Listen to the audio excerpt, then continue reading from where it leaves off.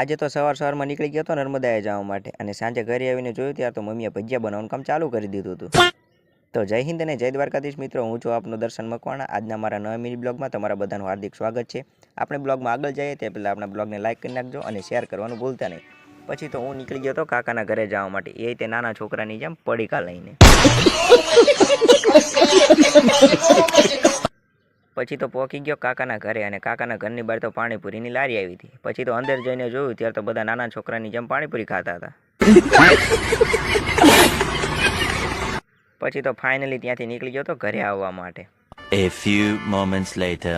ઘરે આવીને જયદેવભાઈ કે આપણે જવું છે ગામમાં આંટો મારવા માટે, એટલે હું જી અને જયદેવભાઈ નીકળી ગયા હતા આંટો મારવા માટે. પછી તો ગામમાં જઈને જયદેવભાઈ કે હવે આપણે ફોટા પાડવા જવું, એટલે હું જયદેવભાઈ જીયા પાછા નીકળી ગયા હતા ફોટા પાડવા માટે.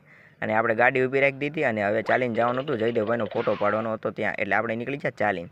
પછી તો ફોટા પાડી લીધા અને જયદેવભાઈ જીયા નીકળી ગયા, આપણી ગાડી ઊભી હતી ત્યાં, અને આપણે નીકળી ગયા હતા ગાડી કાઢીને હવે ફાઇનલી ઘરે આવવા માટે. ઘરે આવીને જોયું ત્યારે તો મમ્મીએ ગરમા ગરમ ભજીયા બનાવવાનું કામકાજ ચાલુ કરી દીધું હતું. પછી તો આપણે દુકાને પહોંચી ગયા અને લઈ લીધી ચટણી, અને ઘરે આવીને આપણું કામકાજ ચાલુ કરી દીધું ચટણી બનાવવાનું. આ ક્યારેક બનાવવી પડે. પછી તો બેસી ગયા જમવા માટે. આજના બ્લોગમાં એટલું જ તે. આવા જ નવા કોમેડી બ્લોગ જોવા માટે અમારા પેજને ફોલો કરી લેજો અને અમને સપોર્ટ કરતા રહેજો. જો તમને બ્લોગ ગમ્યો હોય તો નાની એવી કોમેન્ટ કરતા જજો.